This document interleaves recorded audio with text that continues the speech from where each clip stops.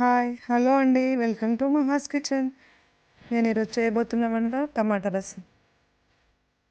టమాటా రసం కావాల్సిన పదార్థాలు టమాటాలు, ఒక 7-8 టమాటాలు తీసుకొని కట్ చేసుకొని ఒక గిన్నెలో వేసుకొని వాటిని బాగా చేత్తో పిసుకోవాలి.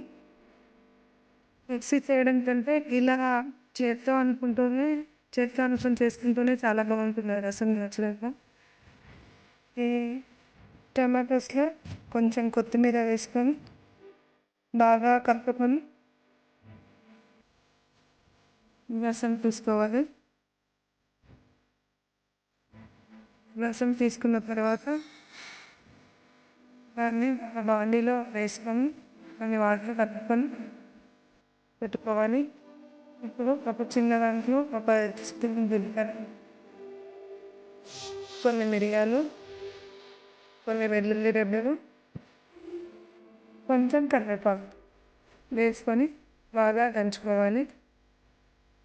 దంచుకున్న తర్వాత బాండీలో ఆ టమాటా రసం, దాంట్లో కాస్త ఉప్పు, ఒక స్పూన్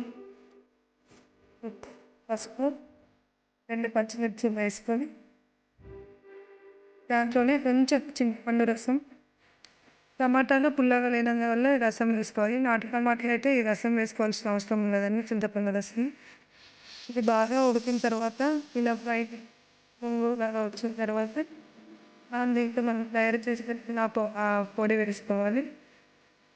ఆ పొడి వేసుకుని అది బాగా ఉడికిన తర్వాత మనం తాలింపులు ఆవాలు, జీలకర్ర, ఎండుమిర్చి వేసుకొని ఈ రసం పోసేసుకోవాలండి.